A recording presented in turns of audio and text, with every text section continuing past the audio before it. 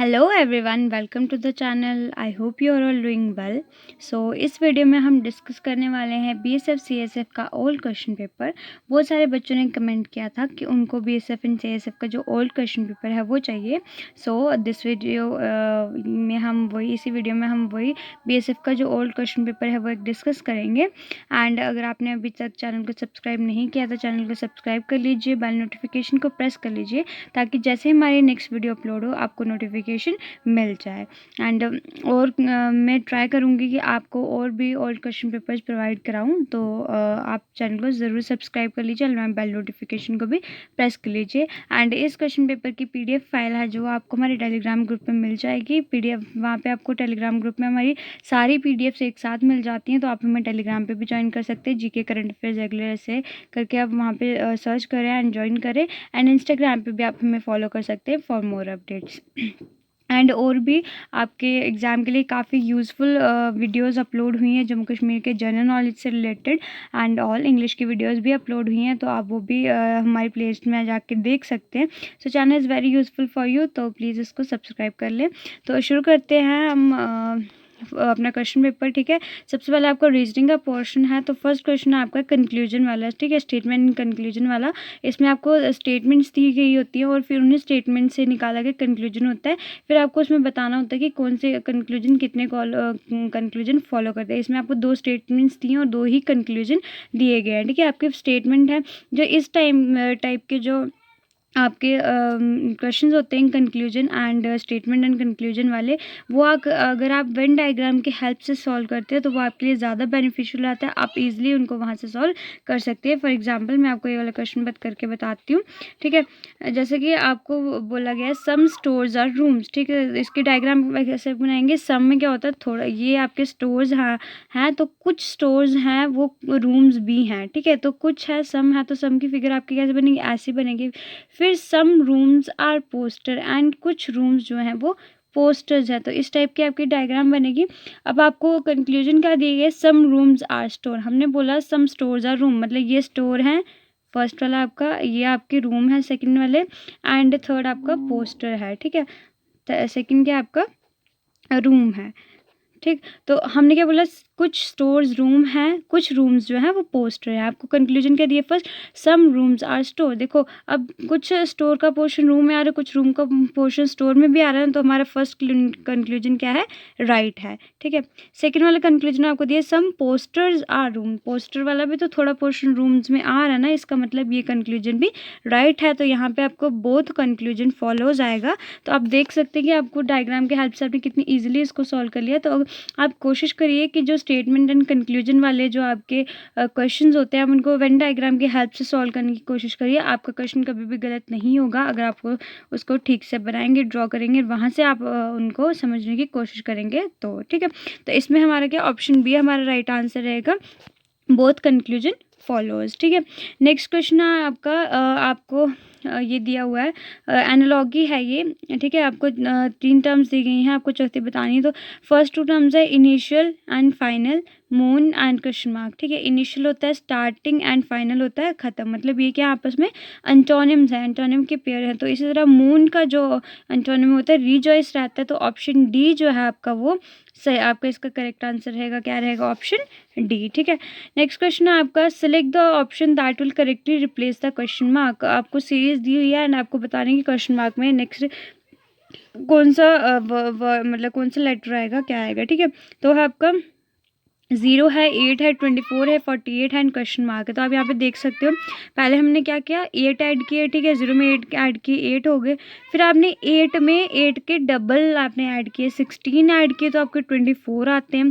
फिर 24 में आपने कितने 24 आपने ऐड किए। ठीक है, मतलब 8 8 के इसमें मल्टीपल्स चल रहे हैं। पहले आपने 8 1 ज़ा 8 प्लस किए, 0 में 8 प्लस किए, फिर 8 2 ज़ा 16 आप 16 प्लस किए, फिर आपने 24 प्लस किए। तो अब आप कितने 32 ऐड करोगे, तो 48 में जब आप 32 ऐड करोगे तो कितना आएगा आपका 80 आंसर आएगा। तो आपका इसमें ऑप्शन डी जो है वो करेक्ट आंसर रहेगा। ठीक है, ये आपको एक्सप्लेनेशन भी दी हुई है। ठीक है, मल्टीपल्स ऑफ 8 आर एडेड। ठीक है, 8 8 के मल्टीपल्स हैं जो वो ऐड हो रहे हैं। ठीक है, नेक्स्ट क्वेश्चन है आपका, अगेन आपको सीरीज दी हुई है। ठीक है, फिर आपको बताना है कि नेक्स्ट क्या आएगा। ठीक है, तो ये आएगा हमारा 12:180 एंड 12:180 14 कितना आएगा, ठीक है। तो यहाँ पे क्या किया इन्होंने, x+3 वाला जो है ये पैटर्न उन्होंने फॉलो किया है, ठीक है। तो यहाँ पे आप जब इसमें 14 वालों में लगाओगे तो आपका आंसर आएगा 238, ठीक है। तो यहाँ पे मतलब आपने 12x+3, ठीक है। तो 12 हमने किया, 12+3 कितना हो गया हमारा, 12+3 हमारा 15 हो गया, तो 12 × 15 180 आता है हमारा। इसी तरह 14+3 आपके 17 हो जाएगा, तो 14 × 17 आपका कितना आ गया, 238 हो गया। आप ऑप्शन डी के साथ आप जाएंगे, ऑप्शन डी आपका करेक्ट आंसर रहेगा, ठीक है। नेक्स्ट क्वेश्चन आपका, आपको मिरर इमेज बतानी है। आपको एक वर्ड दिया गया है होमेज एंड उसके राइट साइड में एक मिरर प्लेस कर दिया गया। आपको बताना है कि कौन सा इसमें आपका जो है मिरर इमेज बनेगी, ठीक है। अब आपको मिरर इमेज का रूल तो पता ही होगा कि जो आपका लेफ्ट में जिसका फेस होगा वो राइट में हो जाएगा, जो राइट में होगा वो लेफ्ट में हो जाएगा, ठीक है। ये आपको मिरर इमेज का रहता है। तो आपका क्या जाएगा, ऑप्शन ए रहेगा, ठीक है। आप इसको आप नोटबुक पे लिख के अपने मिरर में जाके भी आप कर सकते हैं। एंड जिन बच्चों को आता है मतलब काफ़ी इतना टफ नहीं रहता है, मिरर इमेज काफ़ी इजी होता है, बट फिर भी बच्चों को जो है क्या रहता है, कन्फ्यूजन रहती है कुछ। तो आप इसको मिरर में भी करके देख सकते हैं, ठीक है। एंड बाकी इसमें सिंपल रूल क्या रहता है कि जिसका फेस लेफ्ट में होगा उसका फेस राइट में हो जाएगा, जिसका फेस राइट में होगा उसका फेस लेफ्ट में हो जाएगा। सिंपल रूल ये मिरर इमेज का रहता है, ठीक है। तो ऐसे जब हम करेंगे तो ऑप्शन ए जो हमारा वो करेक्ट आंसर रहेगा, ठीक है। नेक्स्ट क्वेश्चन आपका आता है, आपको अगेन स्टेटमेंट्स दिए एंड कंक्लूजन्स दिए हैं। आपको बताने हैं कौन से कंक्लूजन फॉलो करते हैं इन्फॉर्मेशन, ठीक है।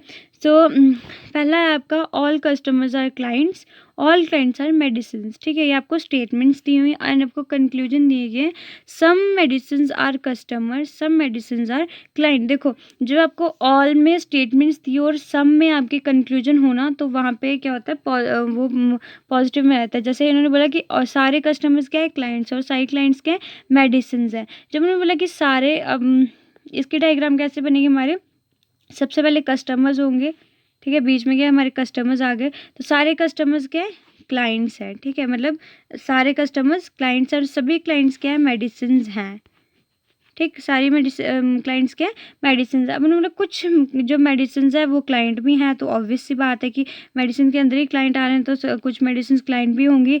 And some medicine are customer, medicine के अंदर कस्टमर भी आ रहे हैं एंड क्लाइंट्स भी आ रहे हैं। तो आपके दोनों मतलब आपके ऑप्शन ए भी कंक्लूजन 1 भी फॉलो करेगा, कंक्लूजन 2 भी फॉलो करेगा। तो आप क्या कहेगा, both conclusion follows, option B आपका इसमें करेक्ट आंसर रहेगा। मैंने जैसे आपको पहले भी बताया कि अगर आप इस टाइप के जो स्टेटमेंट और कंक्लूजन वाले क्वेश्चंस होते हैं, इनको अगर आप डायग्राम की हेल्प से सॉल्व करोगे तो वो आपके लिए ज़्यादा बेटर रहेगा, आप इजली इनको कर पाओगे, ठीक है। नेक्स्ट आपको दिया हुआ है कि किसी सर्टेन कोड में आपका जो वेरोलॉजी है उसको लॉजी वेरो लिखा हुआ है, तो आपको बताना है सिमेंटिक कैसे लिखा होगा उसी कोड में।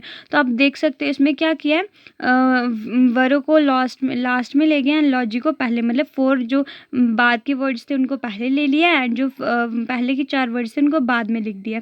तो आप सिमेंटिक में भी ऐसे ही करोगे, सिमेंटिक में भी 8 वर्ड्स हैं हमारे, ठीक है। तो उसमें हम क्या करेंगे, लास्ट के जो 4 वर्ड्स हैं वो पहले लिखेंगे एंड जो फर्स्ट वाले 4 वर्ड्स हैं वो बाद में लिखेंगे, ठीक है। तो हमारा इससे क्या हो जाएगा, ऑप्शन ए हमारा जो इसमें करेक्ट आंसर रहेगा, ठीक है। नेक्स्ट क्वेश्चन है आपका कि there is only 1 runway which will be use by 7 flights 1 by 1। एक रनवे है, ठीक है, रनवे होता है जहाँ से फ्लाइट जो है टेक ऑफ करती है, ठीक है। तो रनवे है, एक ही रनवे है जहाँ से 7 फ्लाइट्स बारी बारी से टेक ऑफ करती है, ठीक है। मतलब अपने टेक ऑफ करने के लिए उस रनवे को वो 7 फ्लाइट्स यूज़ करती हैं, ठीक है। P and Q will use the runway neither first nor last, ठीक है। जो पी एंड क्यू है वो ना तो सबसे पहले रनवे को यूज़ करती है ना सबसे लास्ट में रनवे को यूज़ करती है, ठीक है। S will use it second after R, R के बाद दूसरे नंबर पे जो एस है वो उस रनवे को यूज़ करती है। M will use it second before O, ठीक है। ओ से पहले सेकंड नंबर पे एम उसको यूज़ करती है, ठीक है। N will use it after O, O के बाद एन यूज़ करते हैं एंड आर से मतलब जो एन है वो ओ के बाद और आर से पहले उसको यूज़ करता है, ठीक है।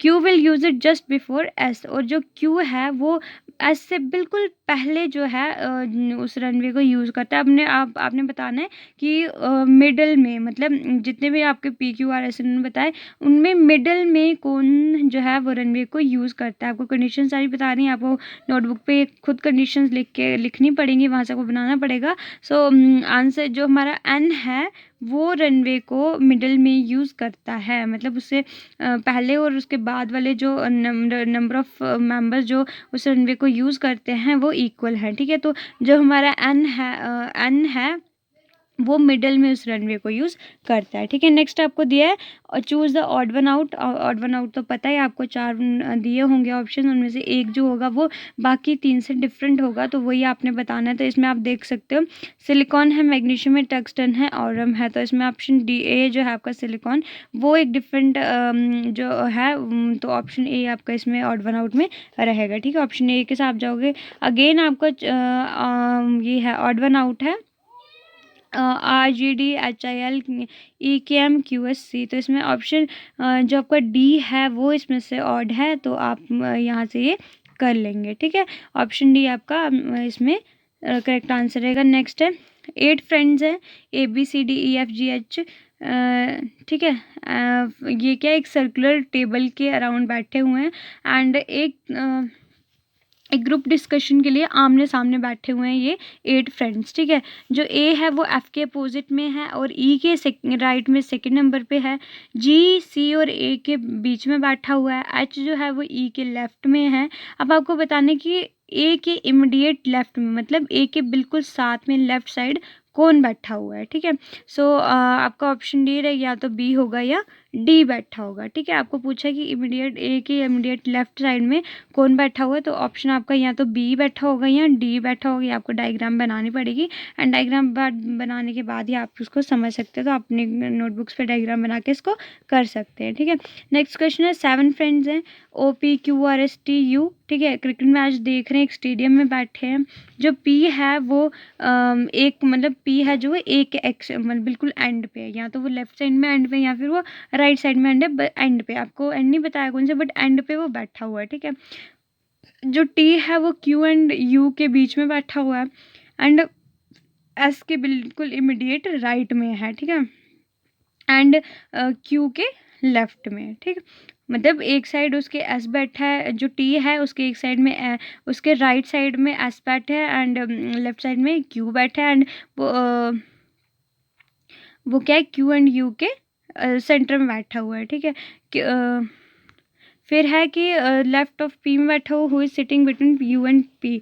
U एंड P के बीच में कौन बैठा है वो आपको बताना है। तो ऑप्शन O आपका, मतलब ऑप्शन B आपका करेक्ट आंसर रहेगा। जो O है वो P एंड U के बीच में बैठा हुआ है, ठीक है। नेक्स्ट क्वेश्चन आपका, ये आपको फिगर सीरीज दी हुई है, तो आप देख सकते हो कि इसमें क्या आपका पैटर्न बन रहा है। सबसे पहले वो आपको उसमें डिग्रीज आपको नहीं पता है, अगर मतलब आप डिग्रीज नहीं बता सकते, आप इसमें डायरेक्शंस यूज़ कर सकते हो। देखो सबसे पहले क्या है, इसका फेस कहाँ पे है, नॉर्थ वाली, सॉरी वेस्ट वाली साइड है, ठीक है। फिर क्या होता है, ये नॉर्थ साउथ वेस्ट में टर्न करता है, फिर बिल्कुल साउथ में आ जाता है, फिर साउथ ईस्ट में टर्न करता है। तो अब क्या होगा, इसका फेस कहाँ होगा, ईस्ट वाली साइड होगा, ठीक है। जैसे देखो मैं बताती हूँ, सबसे पहले इसका फेस कैसे, ये है वेस्ट वाली साइड है, फिर ये ऐसे टर्न होता है, फिर ये ऐसे टर्न हो रहा है, फिर ये ऐसे टर्न, तो अब ऑब्वियस सी बात है यहाँ पे टर्न होगा, इधर इसका फेस आएगा, ठीक है। तो ये आपने देखना है किस में है, इसमें ऑप्शन डी में है, तो ऑप्शन डी आपका करेक्ट आंसर रहेगा, ठीक है। नेक्स्ट क्वेश्चन आपका आपको एक ऑप्शन जो है चूज़ करना है जो कि थर्ड टर्म से वैसे ही रिलेट करता हो जैसे फर्स्ट टर्म से सेकंड रिलेट करती है, ठीक है। तो हमारा फर्स्ट है ACCI, तो नेक्स्ट आपका GH, तो आपको बताना क्वेश्चन मार्क में क्या आएगा, तो इसमें आएगा UX, ठीक है। ये आ गया आपका क्वेश्चन नंबर 14। क्वेश्चन नंबर 15 है आपका कि एक सर्टेन कोड लैंग्वेज में जो ऑप्टिमिस्ट है उसको हमने लिखा है 121। ऑप्टिमिस्ट क्या लिखा है हमने, 121, 1 लिखा हुआ है, आपको बताना है पेसिमिस्ट कैसे लिखा होगा। तो इसमें क्या किया इन्होंने, नंबरिंग मतलब कोड लगाए हुए हैं। जैसे ओ का कोड हमारा 15 रहता है, पी का 16 रहता है, टी का 20 रहता है, आई का हमारा 9 रहता है, एम का 13 रहता है, आई का फिर 9 रहता है, एस का 99, टी का 20, आगे फिर इन सभी को प्लस किया हुआ है हमने एंड हमारा आंसर है 121। वैसे अपने पेसिमिस्ट के भी जो नंबरिंग लिखनी है, किस नंबर पे आते हैं, उन सभी को एडअप करोगे आप, तो आपका आएगा 129। ऑप्शन है आपका इसमें करेक्ट आंसर रहेगा। ठीक है, नेक्स्ट क्वेश्चन है आपका, अगेन आपको सीरीज दी हुई है, आपको बताने की नेक्स्ट जो क्वेश्चन मार्कर्स की जगह क्या आएगा। ठीक है, तो यहाँ पे आपको क्या फॉलो हुआ है, कौन सा रूल फॉलो हुआ है, पी। ठीक है, आप फर्स्ट लेटर देखिए, PQRS +1 हुआ है, देन R -2P, फिर -2N -2L एंड -2 करोगे तो J आएगा। ठीक है, फिर है आपका L +1M +1N +1 O, तो आपका नेक्स्ट क्या आएगा, P आएगा। तो ऑप्शन सी आपका इसमें करेक्ट आंसर रहेगा TJP। ठीक है, नेक्स्ट क्वेश्चन आपका वेन डायग्राम का है, आपको बताना है कि आपको ये डायग्राम्स दिए हैं, इनमें कौन सी डायग्राम है जो एनिमल, मैमल्स और डेयर को है जो वो क्या करती है, रिप्रेजेंट करती है। तो आप देख सकते हो जो है मैमल्स और डेयर किस में, एनिमल्स में आते हैं। ठीक है, मैमल्स होते हैं जो एनिमल्स ही होते हैं ना, और डेयर भी एनिमल होता है। तो सबसे पहले हमारा एनिमल सॉरी वो डायग्राम बताती हूँ, ये आगे हमारे एनिमल्स। ठीक है, एनिमल्स में ही हमारे क्या आते हैं, मैमल्स आते हैं। ठीक है, एनिमल्स में हमारे क्या आते हैं, मैमल्स आते हैं। एंड जो डेयर होता है वो भी तो एक मैमल ही होता है, एनिमल ही तो होता है और मैमल भी तो होता है। तो इसकी डायग्राम कैसे बनेगी, इस टाइप की डायग्राम इसकी बनेगी एंड ये है ऑप्शन डी वाला। ठीक है, डी ऑप्शन जो है इसका करेक्ट आंसर रहेगा। ठीक है, एनिमल्स मैमल्स होते हैं, मैमल्स ही डेयर, मतलब डेयर होते हैं वो भी मैमल्स होते हैं, डेयर मैमल्स भी होते हैं, एनिमल्स भी होते हैं। जो एनिमल्स होते हैं उनमें मैमल्स भी आते हैं, डेयर्स भी आते हैं। ठीक है, जो मैमल्स होते हैं एनिमल, मतलब इसमें रिलेट करो ना, रिलेट हो गया ना, तो आपका ऑप्शन डी इसमें करेक्ट आंसर रहेगा। ठीक है, फिर आ गया हमारा नेक्स्ट है ऑड नंबर आपको चूज़ करना है। तो 151, 163, 157, 161। सो इसमें जितने भी आपको नंबर्स दिए हुए हैं सारे 161 को छोड़ के बाकी सारे जितने भी नंबर हैं वो सारे हैं प्राइम नंबर है। प्राइम नंबर होते हैं, आपको पता ही होगा, वो नंबर जिनके सिर्फ दो ही फैक्टर, एक वो खुद से डिवाइड होते हैं, एक 1 से डिवाइड होते हैं, मतलब जिनके दो ही फैक्टर्स हों, एक वो खुद एंड दूसरा 1। ठीक है, सो इसमें 161 को छोड़ के जितने नंबर सारे प्राइम नंबर्स हैं, सो हमारा ऑप्शन डी इसमें रहेगा 161, जो कि एक प्राइम नंबर नहीं है। ठीक है, नेक्स्ट आपको फिगर कंप्लीशन करनी है। ठीक है, आपको फिगर दी हुई, इसका एक पार्ट गायब है। ठीक है, वो आपको बताना है। तो यहाँ इसको भी आप अपने नोटबुक पे डायग्राम की तरह पहले आप एक बॉक्स बना सकते हैं। ठीक है, इसमें आप देख सकते हैं पहला क्या आएगा आपका, एक ये वाला बॉक्स और बनेगा। ठीक है, इसके बाद से फिर एक और बॉक्स बनेगा, देन आपका ये रहेगा इस तरह से।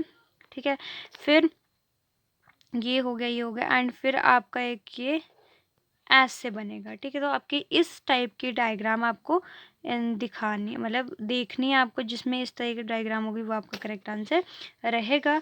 तो इसमें आप देख सकते हो इस टाइप की डायग्राम का है हमारी ऑप्शन सी, इस टाइप, हाँ ऑप्शन सी आपका इसमें करेक्ट आंसर रहेगा। इस टाइप की डायग्राम हमने अभी बनाई ना, तो ये ऑप्शन सी आपका इसमें जो है करेक्ट आंसर रहेगा। ठीक है, नेक्स्ट क्वेश्चन आपका आपको साइंस इंटरचेंज करने हैं ताकि ये जो आपको इक्वेशन दी है वो करेक्ट हो सके। ठीक है, तो आपको कोई दो साइंस इंटरचेंज करने हैं जिनके इंटरचेंज करने से हमारी जो इक्वेशन है वो करेक्ट हो जाएगी।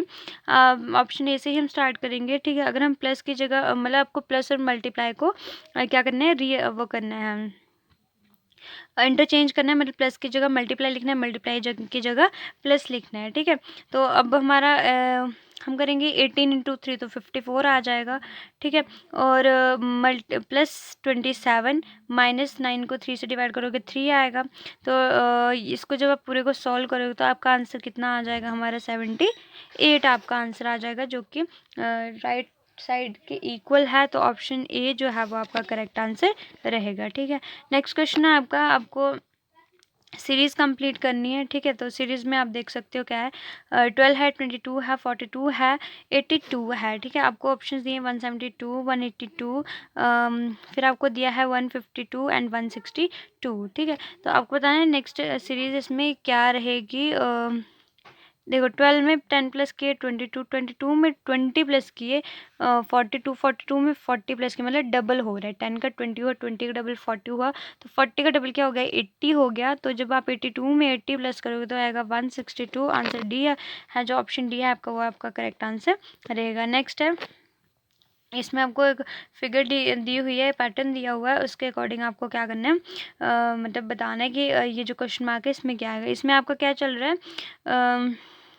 3 और 6 है आपका, ठीक है। इसमें आप अगर एक बार 3 को 6 प्लस 3 कर रहे हो, एक बार 6 माइनस 3 कर रहे हो, उन दोनों को मल्टीप्लाई करो, ठीक है। तो 6 प्लस 3 हमारा कितना आ जाएगा 9 आ जाएगा, और 6 माइनस 3 हमारा कितना आ जाएगा 3 आ जाएगा, तो हमारा 27 आंसर आ जाएगा। इसलिए ऐसे ही आप 4 5 सॉरी आपका रहेगा x प्लस 4 का, मतलब इसमें अगर आप क्वेश्चन मार्क की जगह x लिखो, ठीक है, तो मतलब आपका x plus 4 into x minus 4 आपका कितना 20 इक्वल होना चाहिए। तो x आपके हो जाएंगे 2x, ठीक है, एंड 4 4 जा 16 हो जाएगा, ठीक है। आप इक्वल टू क्या लिखोगे 20। जब आपका जो फिर आप 20 जो 16 है, wait I will show you, ठीक है। आपका क्या बन जाएगा, एक्स स्क्वेयर हो जाएगा माइनस 16 हो जाएगा इज इक्वल टू 20 हो जाएगा, ठीक है। तो आप क्या करो, जब 16 आपको उस साइड ले जाओगे 20 का ले जाओगे तो वो प्लस का हो जाएगा, तो बन जाएगा x square is equal to 36, ठीक है। तो जब आप स्क्वायर को हटा के 36 पे लगाओगे तो वो क्या बन जाएगा हमारा अंडर रूट 36 बन जाएगा। तो हमारा 36 का रूट कितना होता है 6 6 36, 6 हमारा रूट होता है, ठीक है। मतलब 36 का रूट कितना, स्क्वायर रूट कितना होता है 6 होता है। तो 6 हमारा एक्स की वैल्यू कितनी आ गई 6 आ गई। तो आप यहाँ से करके देख सकते हो, ठीक है।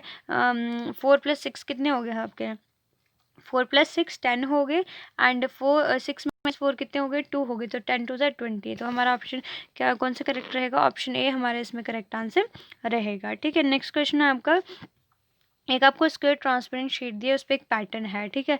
आपने उसको ट्रांसपेरेंट शीट को आपको जैसे डॉटेड लाइन पे बताया गया है, आपने उसको ऐसे फोल्ड करना है।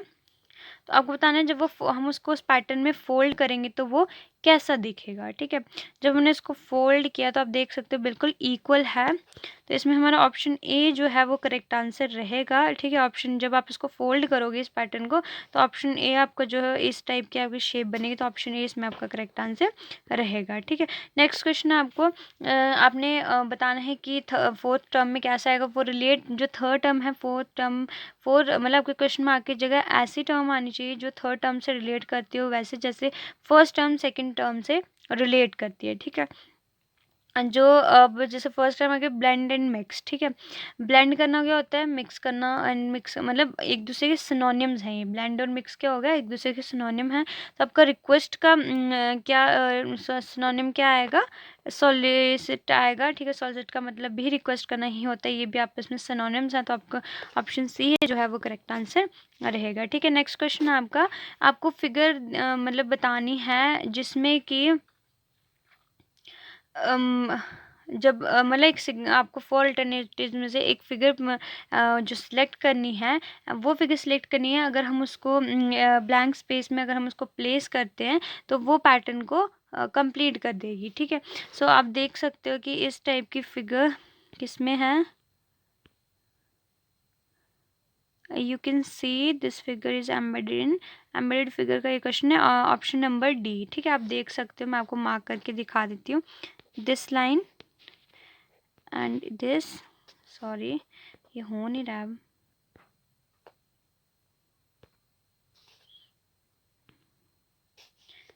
ठीक है। ये आप देख सकते हो यहाँ पे, ये आपकी लाइन है, ये वाली लाइन, एंड यहाँ पे ट्रायंगल बन रहा है, ठीक है। तो आप ये आपका जो ऑप्शन डी है ये आपका करेक्ट आंसर रहेगा, ठीक है। अब आपका ये आपका जो था रीजनिंग का पोर्शन जो कि हमने कवर कर लिया। अब आपकी जनरल नॉलेज का पोर्शन है, ठीक है। फर्स्ट आपको दिया है कि इन दिस वैली सिविलाइजेशन से रिलेटेड कौन सी स्टेटमेंट है जो ट्रू नहीं है, ठीक है। It was an urban civilisation where people lived in well plan towns, तो ऑब्वियसली बात है ये ट्रू है। अगर आपने हिस्ट्री पढ़ी है, इंडस वैली सिविलाइजेशन पढ़ी है, तो आपको पता होगा कि एक अर्बन एंशियंट सिविलाइजेशन थी, वेल प्लान्ड टाउन्स में बन रहते थे वो, अपने घर बनाने के लिए ब्रंट ब्रिक्स का वो यूज़ करते थे, मड के घर वो नहीं बनाते, वेल प्लान्ड होते थे उनके घर, ठीक है। तो फर्स्ट स्टेटमेंट हमारी करेक्ट है। फिर animal meet was the staple food, that was absolutely wrong, ठीक है। उनकी जो मेन उनका स्टेपल फूड क्या होता है, एग्रीकल्चरल उनकी इकोनॉमी थी, जो इंडस वैली सिविलाइजेशन के लोग थे, एग्रीकल्चरल इकोनॉमी थी उनके, एंड स्टेपल फूड भी उनके एग्रीकल्चर वीट वगैरह थे, मतलब वो एनिमल मीट उनका स्टेपल फूड नहीं था। तो ऑप्शन बी आपका जो गलत हो जाता है, बाकी आप देख सकते हो। It flourished around 2500 BC in the present day Pakistan waste India, the houses were made of baked bricks, ठीक है। ये बात मैंने आपको भी बताई। तो इसमें आपका ऑप्शन बी जो है वो करेक्ट आंसर रहेगा कि ऑप्शन बी जो है वो गलत है, ठीक है। इंडस वैली सिविलाइजेशन रिलेटेड ये जो स्टेटमेंट है वो ट्रू नहीं है, ठीक है। नेक्स्ट क्वेश्चन है आपका, dry ice is the solid form of, ठीक है। तो ड्राई आइस किसकी सॉलिड फॉर्म होती है, कार्बन डाइऑक्साइड की, CO2 की ड्राई जो मतलब की जो सॉलिड फॉर्म, कार्बन डाइऑक्साइड की जो सॉलिड फॉर्म होती है उसको हम ड्राई आइस बोलते हैं। इसमें भी आपका ऑप्शन बी करेक्ट रहेगा। फिर Timur invaded India during the reign of, Timur ने इंडिया पे हमला कब किया था, किसकी रीन मतलब किसके शासनकाल में किया था। नसीरुद्दीन मोहम्मद शाह तुगलक के रीन में, मतलब उसके शासनकाल में जो तिमूर था उसने इंडिया को इन्वेड किया था। ऑप्शन डी आपका करेक्ट आंसर रहेगा। फिर आपका who wrote the book War and Peace, War and Peace जो बुक है वो किसने लिखी है, तो लियो टॉल्स्टॉय काफ़ी जाने माने राइटर है, ऑथर है, इन्होंने ये बुक लिखी है वॉर एंड पीस, ठीक है।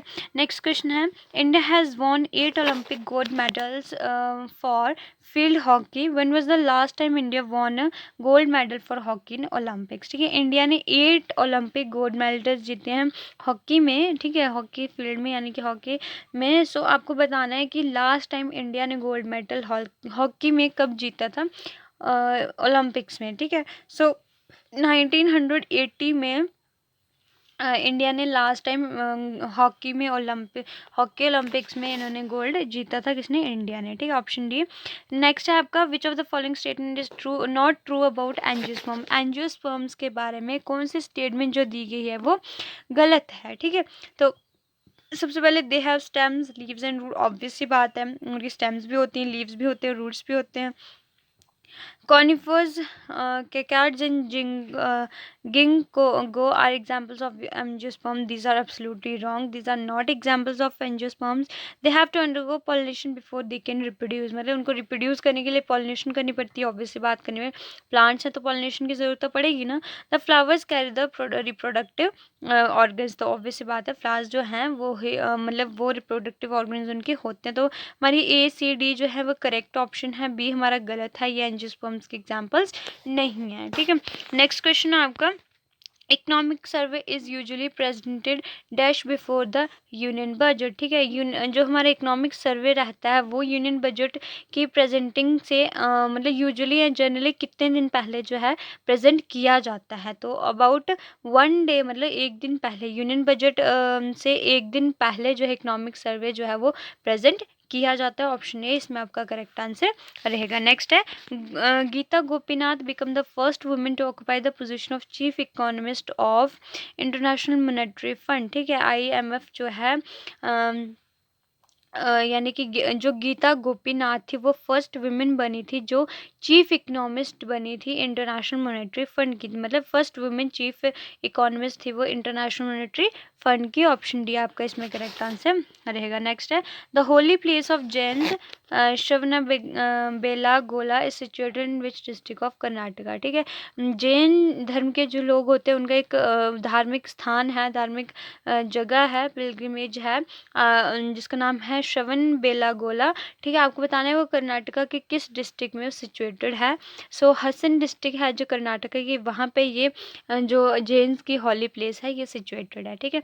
नेक्स्ट क्वेश्चन है, the government of India releases MSF of agriculture produce from time to time, what is the full form of MSP, ठीक है। जो गवर्नमेंट होती है इंडिया की वो टाइम टू टाइम, मतलब टाइम पे, वक्त वक्त पे जो एग्रीकल्चर प्रोड्यूसर्स होते हैं, मतलब एग्रीकल्चर रिलेटेड जो प्रोडक्ट्स प्रोड्यूस होते हैं उनकी MSP यानी कि मिनिमम सपोर्ट प्राइस जो है वो रिलीज़ करती रहती है, बताती रहती है। तो आपको फुल फॉर्म बतानी थी एमएसपी की, तो मिनिमम सपोर्ट प्राइस। अगर आपने मेरी पिछली बीएसएफ वाली वीडियोस देखी होंगी तो आपको इस क्वेश्चन का आंसर ज़रूर पता होगा, क्योंकि उसमें आपको आई थिंक 2 क्वेश्चन पेपर्स में आपको एग्रीकल्चर प्रोड्यूसर्स की मिनिमम सपोर्ट प्राइस पूछा गया था। एक में वीट का पूछा था एंड एक में शायद मेज़ का पूछा था, तो या बार्ले का पूछा था। आई एम नॉट मुझे कंफर्म नहीं है कि किसका पूछा, बट 2 क्वेश्चन पेपर्स में इससे रिलेटेड आपको क्वेश्चंस आए थे। अगर आपने वो वीडियो देखी होगी तो आपको एमएसपी की फुल फॉर्म डेफिनेटली पता होगी, मिनिमम सपोर्ट प्राइस। ठीक है, ऑप्शन बी।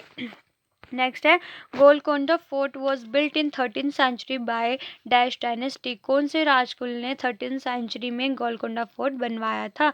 तो जो काकतीय डायनेस्टी थी उसने 13th सेंचुरी में गोलकोंडा फोर्ट जो है बनवाया था। ठीक है, नेक्स्ट क्वेश्चन है, in context of climate what is the full form of ITCZ? ठीक है, क्लाइमेट के कंटेक्स्ट में बात करें तो ITCZ की फुल फॉर्म आपको बतानी है। अगर आप में से कोई ज्योग्राफी का स्टूडेंट हो तो आपको इसका ज़रूर पता होगा।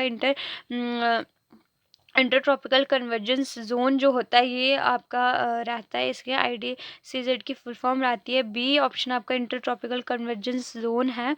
ठीक है, तो ये आपका जब आप वो लॉन्गिट्यूड एंड लैटिट्यूड पढ़ते हो ना तो उसमें आपका ये टॉप मतलब उसमें ये आपको पढ़ाया जाता है। ठीक है, ITCZ के बारे में आप उसमें भी पढ़ते हो। तो ITCZ की फुल फॉर्म क्या होती है? Inter tropical convergence zone. ठीक है, नेक्स्ट है, the Indian athlete Dutee Chand is associated to which of the following sporting events? तो जो इंडियन एथलीट हैं दत्त चंद, वो आपको पता नहीं कौन से स्पोर्टिंग इवेंट से वो रिलेटेड हैं? तो स्प्रिंटिंग से वो रिलेटेड हैं, इंडियन एथलीट हैं दत्त चंद। ठीक है, नेक्स्ट है, special property of acid and bases their ability to dash each others properties. ठीक है, एक स्पेशल प्रॉपर्टीज़ जो एसिड और बेसिस में होती है वो क्या होती है? उनकी एबिलिटी होती है to dash each other property. वो एक दूसरे की प्रॉपर्टीज़ को क्या करते हैं? न्यूट्रलाइज करते हैं। जब आप अगर एसिड में बेस आप ऐड करोगे तो उसमें क्या होगा? जो उनकी जो प्रॉपर्टीज़ हैं, ठीक है, वो क्या हो जाएंगी? न्यूट्रलाइज हो जाएंगी। एसिड क्या होता है? खट्टा होता है।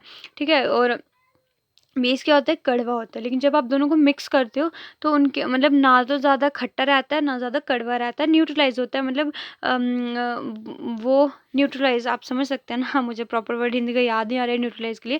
मतलब वो न्यूट्रलाइज रहता है, ना वो ज़्यादा कड़वा रहता है ना वो ज़्यादा खट्टा रहता है। ठीक है, तो एक special property acid and basis की क्या होती है कि उनकी एबिलिटी कि वो जब एक दूसरे की प्रॉपर्टीज़ को क्या करते हैं?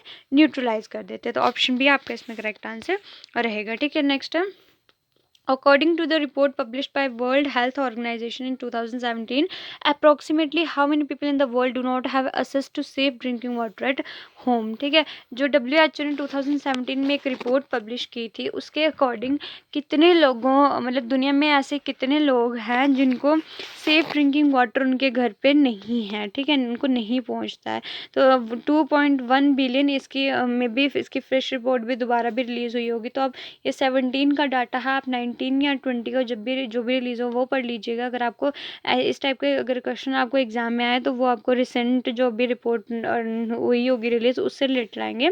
बट 2017 में जो रिपोर्ट पब्लिश थी उसके अकॉर्डिंग 2.1 पीपल ऐसे थे पूरी दुनिया में जिनके घर पे सेफ ड्रिंकिंग वाटर का एक्सेस नहीं था, मतलब उनके घर पे सेफ ड्रिंकिंग वाटर नहीं मिलता था। ठीक है, नेक्स्ट है, Kuchipudi derives its root from. Kuchipudi आपको पता है डांस है एक। ठीक है, तो कुचिपुड़ी आपको बताना है उसका रूट्स मतलब उसके जो रूट्स हैं मतलब कौन से स्टेट से वो बिलोंग करता है।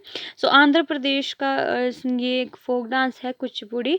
ठीक है, तो कहाँ से इसने अपने रूट्स कहाँ से ड्राइव की? आंध्र प्रदेश से की। ठीक है, नेक्स्ट है, स्वच्छ भारत अभियान was launch by government of India on the birth anniversary of. ये तो काफ़ी ईजी है, सभी को पता होगा कि महात्मा गांधी जी के जन्मदिन के अवसर पर उनकी बर्थ एनिवर्सरी पे स्वच्छ भारत अभियान जो है वो लॉन्च किया गया था। गवर्नमेंट ऑफ इंडिया ने इसको लॉन्च किया था। ठीक है, नेक्स्ट है, the constitution of India came into force on 22 January 1950 which act or governing document did it replace? ठीक है, आपको बताने कॉन्स्टिट्यूशन ऑफ इंडिया सभी को पता है फोर्स में कब आया था? 26 जनवरी 1950 में। ठीक है, 26 जन 1950 में वो लागू हुआ था।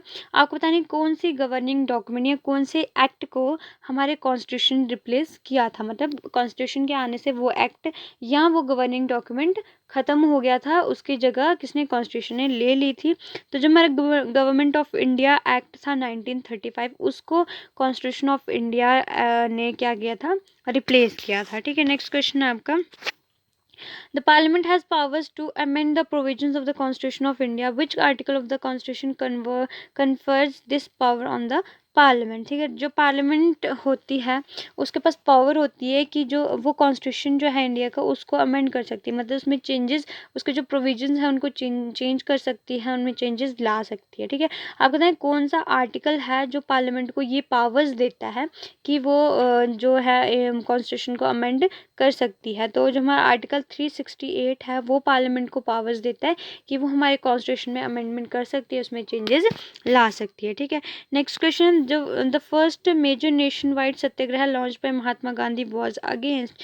आपको बताने कि जो फर्स्ट मतलब जो पूरे देश भर में जो फैला हुआ था, नेशन वाइड हो गया, पूरे देश में जो हो सत्याग्रह जो लॉन्च किया था महात्मा गांधी ने, वो किसके अगेंस्ट था। ठीक है, तो रूलैट एक्ट जिसमें था कि बिना ट्रायल के आप 2 साल तक पॉलिटिशियन वो रख सकते हो, तो उससे रिलेटेड था रूलैट एक्ट। तो उसके अगेंस्ट ये जो फर्स्ट मेजर नेशन वाइड सत्याग्रह है जो महात्मा गांधी जी ने लॉन्च किया था। ठीक है, नेक्स्ट है कि विच of the following is not true about the protection of women from domestic violence act 2005। ठीक है, 2005 जो protection of women from domestic violence act है 2005 का, उसके बारे में बताना है इनमें से कौन सी जो स्टेटमेंट है वो करेक्ट नहीं है। ठीक है, injury can be physical, emotional और इकोनॉमिक, मतलब इसमें जो आप इंजरी, जो आपको चोट लगी है वो क्या बोलते हैं, उसमें कौन कौन सी आपकी फिजिकल इंजरीज भी आती हैं, इमोशनल भी आती हैं, इकोनॉमिक इंजरीज भी आप में इसमें मतलब जो है इसमें आती है, इंक्लूड की जाती है। Second option, it also applies to violence at workplace. ठीक है, हमने बात की protection of women from domestic violence. Domestic violence मतलब घरेलू हिंसा, घरेलू में हमारा घर आता है, तो वर्क प्लेस में जो आपके साथ वायलेंस होती है वो इसमें हम इंक्लूड नहीं करेंगे, तो ऑप्शन बी जो है वो आपका गलत है। बाकी जो 3 ऑप्शन है वो ऑब्वियस सी बात है, जब हमारा बी गलत है तो बाकी ठीक होंगे। It applies in case of injury और हार्म और थ्रेट ऑफ इंजरी और harm by the adult male member of the house hold. ठीक है, अगर आपको आपके घर से कोई भी मेल मेंबर आपको कोई भी थ्रेट देता है, आपको कोई हार्म पहुंचाता है, आपको लगाता है, तो अब इसमें इंक्लूड होता है। The term domestic includes all women who live or have lived in a share household with accused male member. ठीक है, डोमेस्टिक मतलब घरेलू हिंसा, तो घर वाली हिंसा जो आपके घर पे अगर आपके साथ मारपीट होती है, आपको धमकी दी जाती है, तो वह इसमें women protection act, domestic violence act 2005 इसमें इंक्लूड होता। तो ऑप्शन बी आपका गलत रहेगा। इसमें वर्क प्लेस के मतलब वर्क प्लेस में जहाँ पे आप काम करते हैं वहाँ अगर आपके साथ कोई वायलेंस होती है तो वो हमारे protection of women from domestic violence act 2005 में इंक्लूड नहीं होती। ऑप्शन बी आपका इसमें करेक्ट आंसर रहेगा। ठीक है, the host country for 2022 FIFA world cup is, जो होस्ट कंट्री है हमारी फीफा वर्ल्ड कप 2022 के लिए वो कौन सी है। तो कतर जो है हमारी, कतर में हमारे फीफा वर्ल्ड कप होंगे 2022 में। ठीक है, ऑप्शन डी आपका इसमें करेक्ट आंसर रहेगा। नेक्स्ट आपका slash and burn type of farming is also known as. Slash and burn जो एक फार्मिंग की टाइप है उसको आप और क्या बोलते हैं, किस नाम से जानते हैं, शिफ्टिंग फार्मिंग भी इसको बोलते हैं। ठीक है, slash and burn type of farming is also known as shifting farming या शिफ्टिंग कल्टिवेशन भी हम इसको बोलते हैं। ठीक है, नेक्स्ट क्वेश्चन है, what is the monthly salary of president of India as per 2018 budget. 2018 का जो बजट था उसके अकॉर्डिंग, उसके तरह से हम बात करें तो जो एक प्रेसिडेंट होता है इंडिया का उसकी मंथली सैलरी कितनी होती है। तो मंथली सैलरी हमारे प्रेसिडेंट ऑफ इंडिया कितनी, 5 लाख, मतलब 5 लाख उसकी per year, sorry per month उसकी सैलरी होती है। कितनी होती है, 5 लाख होती है। ठीक है, नेक्स्ट है अकॉर्डिंग टू 2018 बजट, बट ठीक है इसमें में भी चेंजेस हुए हों, शायद में भी आप चेकआउट कर सकते हैं। ये 2018 के बजट की बात है, 2018 के बजट के according 5 lakh per month salary होती है प्रेसिडेंट की। ठीक है, नेक्स्ट क्वेश्चन है आपका, विच of the following method is not a method of soil conservation. ठीक है, आपको बताने में से कौन सा जो आपको मेथड दिए इनमें से कौन सा है जो सॉइल कंजर्वेशन का एक मेथड नहीं है।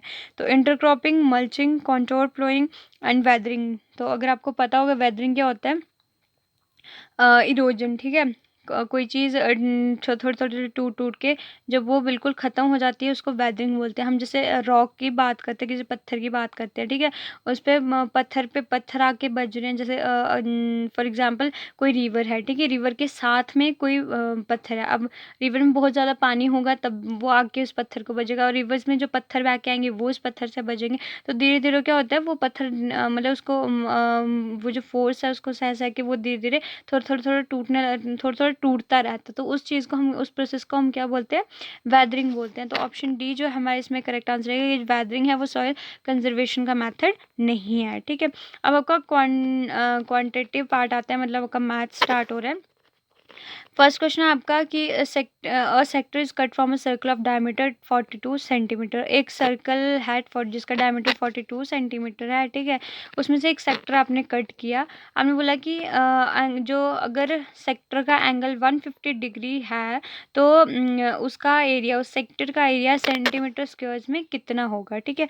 तो आप यहाँ पे सेक्टर का एरिया देखो, आप लगा फॉर्मूला क्या रहता है, 360 इंटू पाई आर स्क्वायर, ठीक है। पाई आप क्या मतलब 22/7 की वैल्यू पुट करते हो आप, ठीक है। और आर मतलब रेडियस आपका 42 सेंटीमीटर, जब का डायमीटर है तो 21 मतलब उसका हाफ आपका क्या रहेगा, रेडियस रहेगा, ठीक है। तो जब इसको आप सॉल्व करोगे तो इसका 577.5 सेंटीमीटर आपका क्या आएगा, आंसर आएगा। ऑप्शन बी आपका इसमें करेक्ट आंसर रहेगा, ठीक है। नेक्स्ट है आपका the present age of A and B are in the ratio 15:8। After 8 years their age will be in the ratio 17:10। What will the ratio of their of ages of A and B after 10 years from now, ठीक है। आपको बोला गया कि A and B दो persons हैं, उनकी present as का मतलब इस टाइम जो उनकी उम्र है, उनकी उन दोनों की उम्र का रेशियो कितना है, 15:8 है, ठीक है। 8 साल बाद उनकी एज का रेशियो 17:10 रहेगा। आपको बताने कि 10 साल बाद उनकी एज का, ए एंड बी की एजेस का रेशियो कितना रहेगा, तो 5:3 उनकी एजेस का रेशियो 10 साल बाद होगा, ठीक है। एक्सप्लेनेशन आपको यहाँ पे दी हुई है एंड आप खुद भी इसको कर सकते हैं, ठीक है। नेक्स्ट क्वेश्चन है a circus tent is cylindrical to a height of 3 meters and conical above it, ठीक है। एक सर्कस टेंट है, सर्कस तो पता ही है ना, उसका टेंट है वो, ठीक है, 3 मीटर के हाइट तक वो सिलेंड्रिकल है, मतलब सिलेंडर की शेप में है। एंड आफ्टर दैट उस मतलब 3 मीटर के ऊपर वो कोनिकल है, यानी कि कोन की शेप में है, ठीक है। आपको पता है कि अगर बेस का रेडियस 52.5 मीटर है एंड उसकी जो स्लैंट हाइट है कोन की वो 52 मीटर है, आपको बताने की टोटल एरिया जो कनवास मतलब जिस चीज़ से वो बना, जिस मटेरियल से, तो कितना टोटल एरिया कनवास का लगा था उसको बनाने के लिए, ठीक है। तो 3045 पाई, ठीक है, पाई की वैल्यू आपने चेंज नहीं की है, तो 3045 पाई जो है एरिया कनवास लगा था उसको बनाने के लिए, ठीक है। आपको यहाँ डायग्राम दी है, ठीक है। टोटल एरिया का फॉर्मूला क्या होता है, कर्व सरफेस एरिया और कर्व्ड मतलब सिलेंडर का कर्व सरफेस एरिया और कोन का सरफेस एरिया आपको प्लस करोगे जब कर्व सरफेस एरिया, तो आपका किसका टोटल एरिया आ जाएगा। तो सिलेंडर का फॉर्मूला होता है कर्व सरफेस का 2πRh एंड कोन के कर्व सरफेस एरिया का फॉर्मूला होता है πRl, ठीक है। एल हमारी क्या होती है, स्लैंट हाइट रहती है। तो इसमें πr हमारा कॉमन आ गया, ठीक है। हमारे पीछे क्या बचा, हमारे पास 2h बचा और l बचा, ठीक है। जब आप इसको सॉल्व करोगे तो इसका आंसर आ जाएगा आपका 3045। ऑप्शन बी आपका इसमें करेक्ट आंसर रहेगा, ठीक है। नेक्स्ट क्वेश्चन है आपका the compound interest on a sum of ₹24,500 10% per annum for 2 and 2/5 years interest compoundly year is, ठीक है। कंपाउंड इंटरेस्ट है 24,500 पे लगा है आपको 10% पर एनम, ठीक है। कितने 2 and 2/5 ईयर्स तक इंटरेस्ट आपका कितना बनेगा, मतलब टोटल आपका अमाउंट जो इंटरेस्ट की बनेगी वो कितनी बनेगी, ठीक है। तो ऑप्शन सी आपका इसमें करेक्ट आंसर रहेगा 6,330.80 जो आपका इंटरेस्ट रेट मतलब इंटरेस्ट की अमाउंट बनेगी आफ्टर 2 and 2/5 ईयर्स, ठीक है। ऑप्शन सी इसमें आपका करेक्ट आंसर रहेगा, ठीक है। नेक्स्ट क्वेश्चन आपको दिया हो गया है, आपको टेबल दिया हो गया है जिसमें आपको नंबर ऑफ यूनिट्स एक प्रोडक्ट के कितने बने मैन्युफैक्चर हुए वो आपको बताया गया है एंड 5 ईयर्स में कितने कंपनी ने बेचे वो आपको बताया गया है, ठीक है। तो आपको क्वेश्चन आगे दिए वो आपने बताना है, ठीक है। आप देख सकते 2013, 14, 15, 16, 17 ईयर्स दिए हुए हैं, ठीक है। नंबर ऑफ यूनिट्स जो कि थाउजेंड्स में ये जो आपको नंबर ऑफ़ यूनिट्स जो मैन्युफैक्चर में बने हैं वो आपको 1000 में 350,000, 375,000, 300,000, 450,000, 420,000 और बेचे कितने 320 बेचे हैं 2013 में, 2014 में 315 बेचे हैं, 15 में 280 बेचे हैं, 16 में 423 बेचे हैं, 17 में 360 बेचे हैं। ठीक है, आपको बताना है what percent of total units of product manufacturing 2013 and 15 is the total unit unsold during the 5 years। ठीक है, ने बोला कि कितने परसेंट टोटल यूनिट्स का कितना परसेंट है जो प्रोडक्ट प्रोड्यूस हुए 13 एंड 15 में, वो टोटल यूनिट्स हैं जो कि 5 years में अनसोल्ड हैं, जो नहीं बिके हैं। ठीक है, तो 30.3 जो हैं वो आपका इसमें करेक्ट आंसर रहेगा ऑप्शन बी। ठीक है, next question, the ratio of total number of units sold in 2014 and 15 तो the number of units manufactured in 2017। अब आपको रेशियो बताना है कि टोटल यूनिट्स जो 2014 में बिके, 2015 में बिके, उनकी रेशियो कितनी है 2017 में जितने यूनिट्स बने। ठीक है, आपको दोनों की रेशियो बतानी है। 14-15 में कितने बिके उनकी रेशियो, इस मतलब किसकी रेशियो से बतानी जो 2017 में हमने मैन्युफैक्चर की है। ठीक है, नेक्स्ट क्वेश्चन ये है कि आपको इंडिविजुअली बताना है इसमें द वैल्यू ऑफ मतलब 1.6 divide by 1.6 of 1.6 plus 0.6 of 1.4 divide by 2.5 minus 0.001 into 1.5 divide by 0.075 lies between. ठीक है, तो इसमें ऑप्शन 3 है आपका सी रहेगा, 3.2 एंड 3.4। ठीक है, नेक्स्ट है आपको एक्सप्लेनेशन भी दिया, आप यहाँ से देख सकते हैं। ठीक है, आपका नेक्स्ट क्वेश्चन है question number 58, the average of 10 numbers is 41, the average of first 3 numbers is 39.4 and the average of last 4 numbers is 43.5। ठीक है, आपको 10 नंबर्स का एवरेज कितना हुआ है 41 दिया हुआ है, फर्स्ट 3 नंबर्स का एवरेज है 39.4 एंड जो लास्ट के 4 नंबर हैं उनका एवरेज है 43.5, fourth number is 2 more than the fifth number. ठीक है, जो फोर्थ नंबर है वो फिफ्थ नंबर से 2 ज़्यादा है एंड 0.2 मोर देन 6 नंबर, और 6 नंबर से फोर्थ नंबर कितना 0.2 ज़्यादा। अब आपको बताने कि फोर्थ एंड 6 नंबर का एवरेज कितना रहेगा, तो इसमें ऑप्शन डी 39.9 आपका करेक्ट आंसर रहेगा। एक्सप्लेनेशन आपको यहाँ दिया, आप यहाँ से देख सकते हैं। Next question, the average age of 24 students in a class is 15.5 years. ठीक है, 24 स्टूडेंट्स है एक क्लास में, उनकी एवरेज एज कितनी है 15.5 ईयर्स है। जो उनके टीचर की एज है वो 28 ईयर्स ज़्यादा है और सभी स्टूडेंट्स की एवरेज एज से।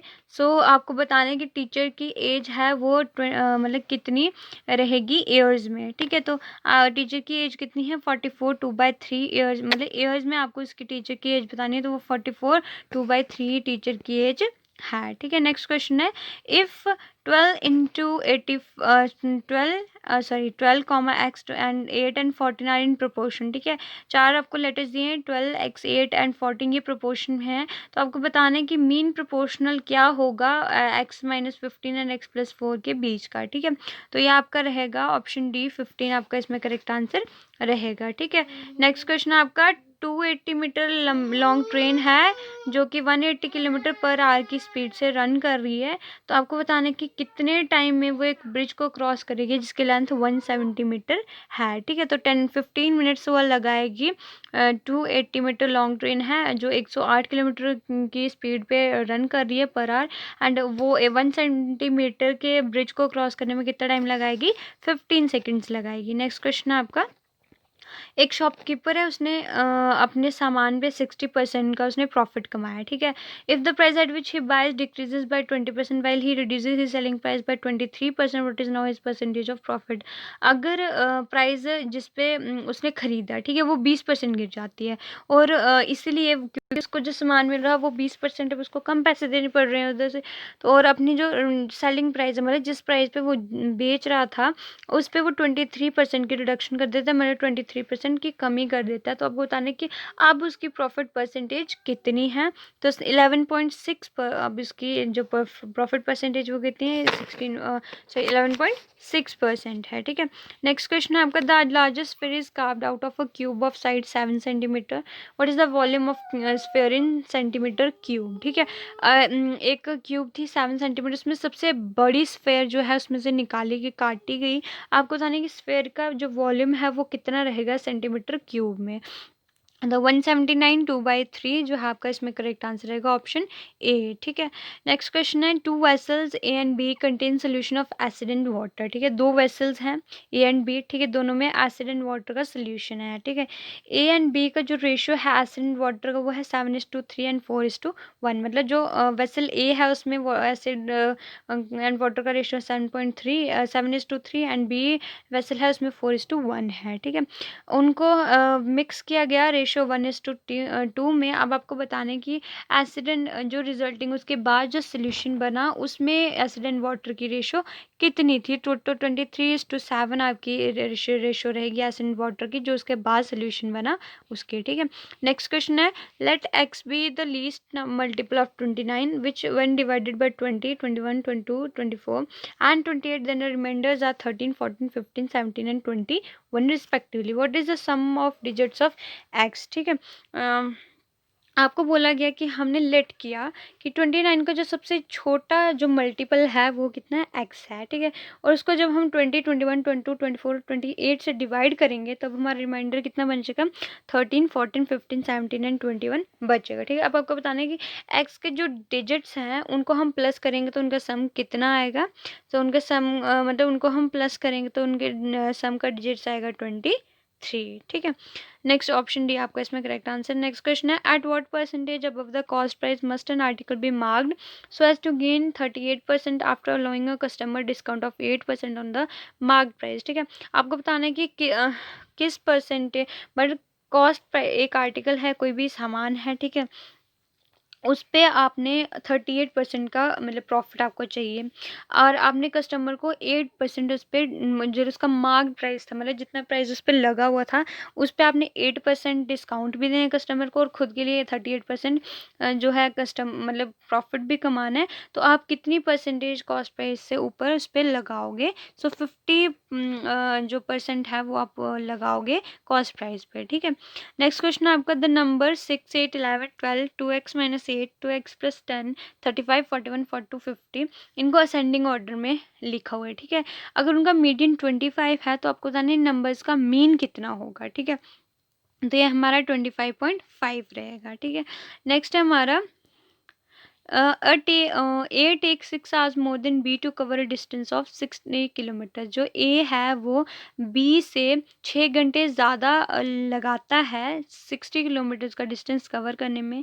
But if A doubles his speed, लेकिन अगर वो अपनी स्पीड डबल कर ले तो वो B से 3 घंटे कम लगाएगा उसी डिस्टेंस को कवर करने में, यानी कि 60 किलोमीटर्स कवर करने में। तो आपको बताना है कि A की स्पीड कितनी होगी किलोमीटर आवर्स में आपको बतानी है। तो इसकी स्पीड होगी 1/3 इसकी स्पीड रहेगी किलोमीटर आवर्स में किसकी, ए की, ठीक है।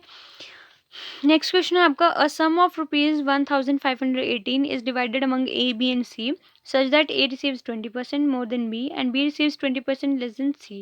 What is share of C in this sum, ठीक है। एक मतलब आपके पास पैसे हैं कितने, 1518 रुपये आपके पास, हमने 3 लोगों में बांटने, ए बी और सी में, ठीक है। जो ए है उसको बी से 20% ज़्यादा मिलता है, जो बी है वो सी से उसको 20% कम मिलता है। तो अब बताने कि सी का शेयर कितना होगा, मतलब सी को कितने पैसे मिलेंगे 1518 में से। तो उसको मिलेंगे 550 रुपीज़, ठीक है, किसको, सी को। नेक्स्ट क्वेश्चन है आपका, आपको टेबल दिया हो गया है उसमें वही आपको बताया गया है कि आपको यूनिट्स बताई गई हैं कितने मैन्युफैक्चर और कितने बिके 5 साल में एंड आपको क्वेश्चंस का आंसर देने हैं, ठीक है। सबसे पहले, in which year the number of units of the product sold is 19,000 more than the average number of units manufactured per year. आपको पता नहीं कौन सा ईयर है जिसमें जो प्रोडक्ट्स बिके हैं उनके नंबर ऑफ यूनिट्स 19,000 ज़्यादा है जो मतलब टोटल मतलब हर साल में जो यूनिट्स प्रोड्यूस होते हैं उनके एवरेज नंबर से 19,000 ज़्यादा है, ठीक है। तो 2017 में जो हमारे प्रोडक्ट यूनिट्स मतलब जो सामान बिका उस सामान के जितने यूनिट्स बिके वो एवरेज नंबर मतलब पर ईयर जो हमारे यूनिट्स प्रोड्यूस होते थे उनके एवरेज से 19,000 ज़्यादा है। ऑप्शन सी है इसमें आपका करेक्ट आंसर रहेगा, ठीक है। नेक्स्ट क्वेश्चन है, the simple interest on certain sum is 11 1/9% of the sum and the number of years equal to the rate % per annum. Simple interest एक सर्टेन अमाउंट पे कोई भी अमाउंट है उस पे सिंपल इंटरेस्ट कितना है 11/9% है, ठीक है। और जो नंबर ऑफ ईयर्स हैं जितने साल के लिए वो सम मिला है वो है कि जो रेट है परसेंट पर एनम वो उसके इक्वल है, ठीक है। अब बताना what will the simple interest on a sum of ₹12,600 at the same rate for 4/5 years, ठीक है। तो आपको बताना है कि सिंपल इंटरेस्ट 12,600 पे कितना रहेगा सेम रेट पे 4/5 ईयर्स के लिए। सो 1176 आपका इसमें करेक्ट आंसर रहेगा ऑप्शन सी, ठीक है। नेक्स्ट क्वेश्चन है आपका, A can complete 2/3 of a work in 8 days, ठीक है। एक बंदा है ए है, ठीक है, वो 8 दिन काम करता है, 2/3 किसी भी काम का वो कंप्लीट करता है। बी 3/5 सेम वर्क 12 मतलब उसी काम का 3/5 जो है वो बी 12 दिन में करता है। And she can complete 4/9 of the same work in 8 days, ठीक है। उसी काम का 4/9 जो है हिस्सा वो जो सी है वो 8 डेज में करता है, ठीक है। ए एंड बी दोनों साथ में काम करते हैं 5 दिन के लिए। तो अब आपको बताना है कि जो सी है वो अकेला उस काम जो उस काम में से जो बच गया, ठीक है। ए बी ने काम स्टार्ट किया, 5 दिन तक काम किया। अब उस काम का जो हिस्सा बच गया है उसको अकेले सी ने करना है, तो वो कितने दिन लगाएगा, ठीक है। तो 6 दिन लगाएगा वो। ये आप इसका एक्सप्लेनेशन भी यहाँ से देख सकते हैं, ठीक है। नेक्स्ट है the ratios efficiencies of A and B of doing a certain work is 5:8, ठीक है। ए एंड बी की जो काम करने की क्षमता है उनकी उसकी रेशियो कितनी दी हुई है 5:8 दी हुई है। Working together they can complete the work in 20 days, अगर वो एक साथ काम करेंगे तो 20 दिन में वो काम को कंप्लीट कर देंगे, ठीक है। A alone will complete 25% of that work in, A अगर अकेला काम करे तो वो उस काम का 25% कितने दिनों में कंप्लीट करेगा। तो ऑप्शन डी इसमें आपका करेक्ट आंसर रहेगा 13 डेज वो लगाएगा 25% वो काम करने में, ठीक है। नेक्स्ट क्वेश्चन है आपका, if 20% more would be gained by selling an article for ₹93 then selling it for 85, then the cost price of the article. एक आर्टिकल है, ठीक है, आप उसको 85 की जगह 93 पे बेचते हो और आपको 20% ज़्यादा प्रॉफिट होता है, तो आपको उसको कॉस्ट प्राइस बतानी है कि वो एक्चुअल में था कितने का, ठीक है।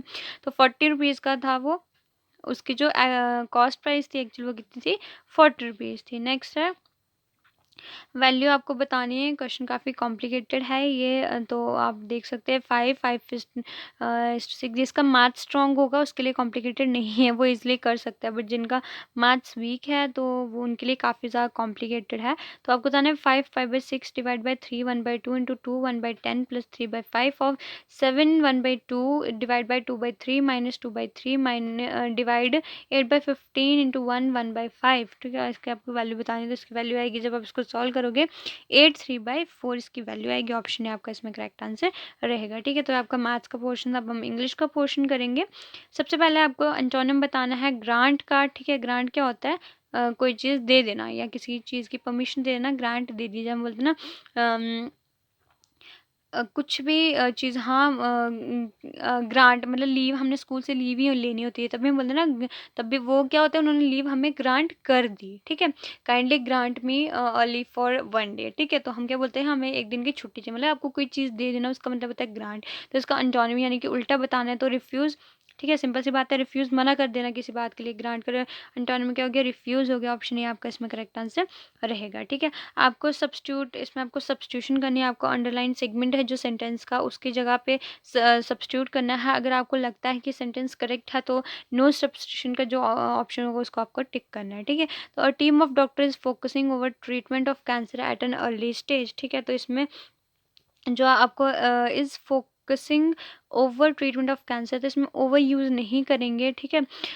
इसमें ऑन यूज़ होगा कि कैंसर के ट्रीटमेंट पे वो फोकस कर रहे हैं, ठीक है। तो इसमें ओवर नहीं आएगा, ऑन आएगा, तो ऑप्शन बी हम इसमें सब्स्टिट्यूट करेंगे। A doctor of team of doctors is focusing on treatment of cancer at an early stage, option B इसमें आपका करेक्ट आंसर रहेगा, ठीक है। अब आपको नेक्स्ट ये होगा, आपको इसमें ग्रामेटिकल एरर जो है वो बतानी है, कौन सी है आइडेंटिफाई करनी है। As a painter he are good if not better than Suresh, ठीक है। तो ऑब्वियस सी बात है इसमें ही आर गुड नहीं आएगा क्योंकि सिंगुलर की बात हो रही है, तो आर हमारा प्लूरल के साथ रखता है, सिंगुलर के साथ आर यूज़ नहीं होता है। तो as a painter he is good आएगा, नॉट ही आर गुड नहीं आएगा। तो ऑप्शन ए हमारा जो रहेगा he are good is wrong, grammatical error है इसमें। As a painter he is good if not better than Suresh, ठीक है। तो इस हमारे इज़ यूज़ होना था, इन्होंने आर के, तो ऑप्शन ए हमारा इसमें करेक्ट आंसर रहेगा, ठीक है।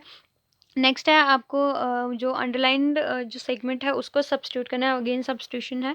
He have been working on and off for 2 years to complete a book.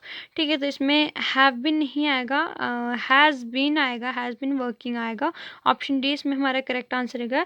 He has been working on and off for 2 years to complete a book, मतलब वो 2 सालों से काम कर रहा है एक बुक को कंप्लीट करने के लिए, तो ही हैज़ बीन वर्किंग। ठीक है, ऑप्शन डी इसमें हमारा करेक्ट आंसर रहेगा। ठीक है, नेक्स्ट क्वेश्चन आपका, आपको बताया इसमें आपको वन वर्ड सब्स्टिट्यूशन करनी है।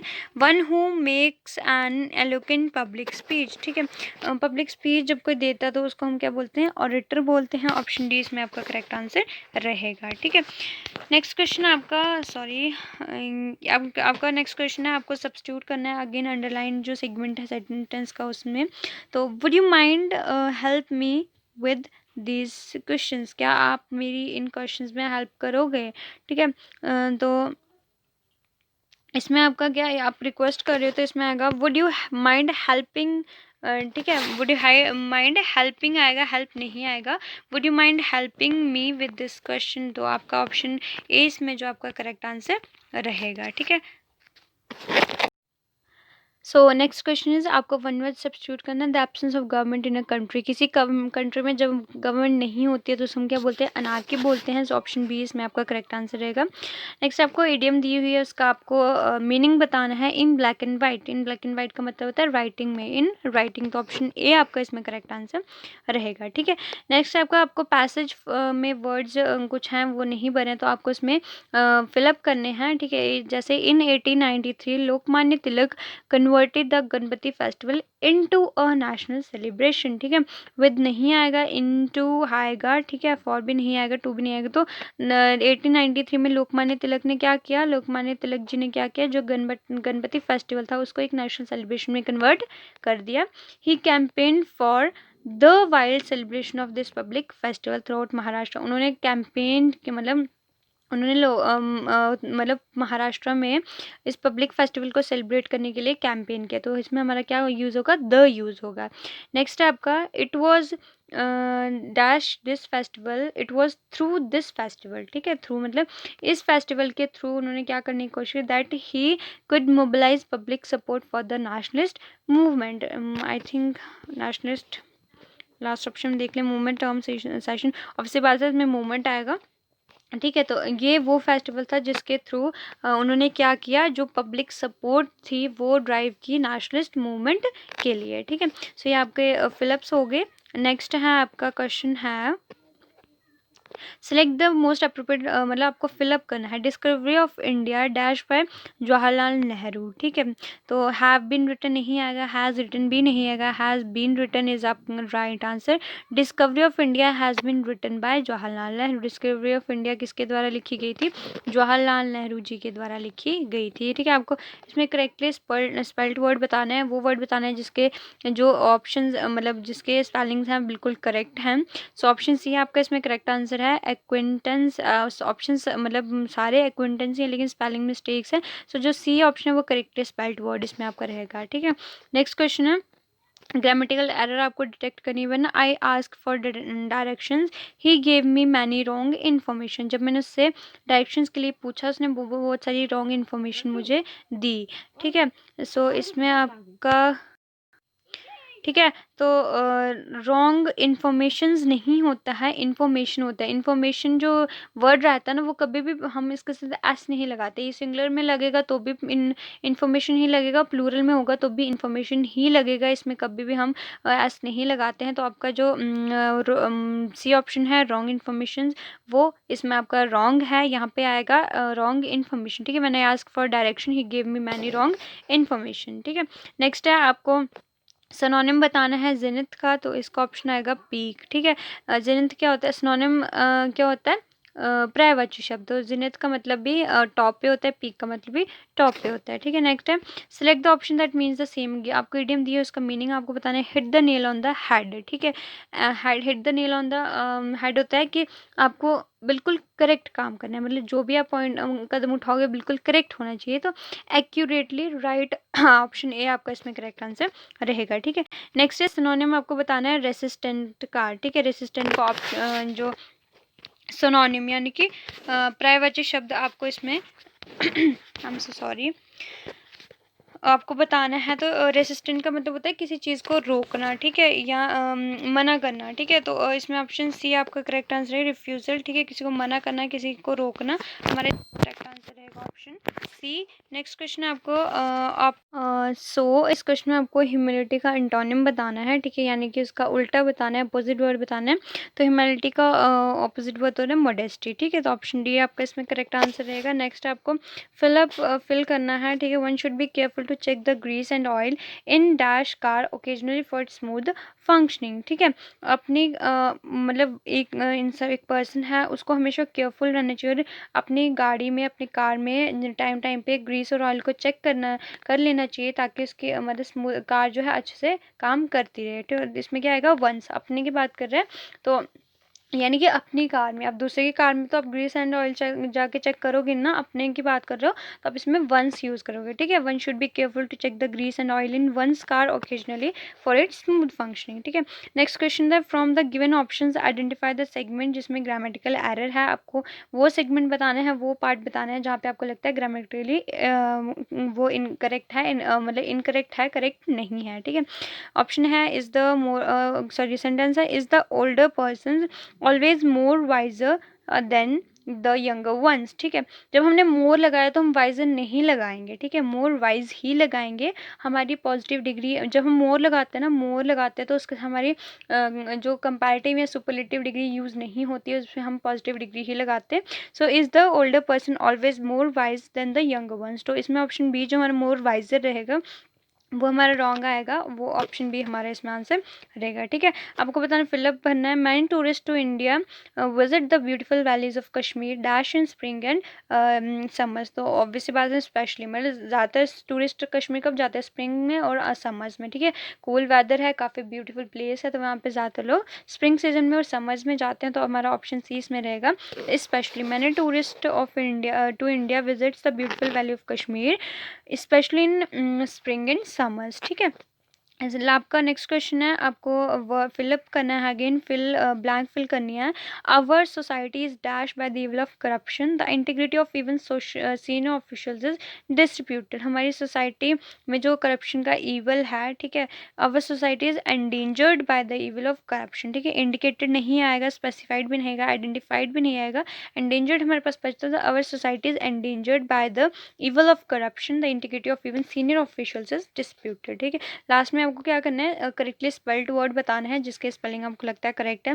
मिलीनियम है, मिलीनियम मतलब ऑप्शन सारे मिलीनियम मतलब हैं, वर्ड्स सेम है बट उनके स्पेलिंग्स में मिस्टेक है। तो ऑप्शन ए मिलीनियम जो है आपका वो करेक्ट आंसर है।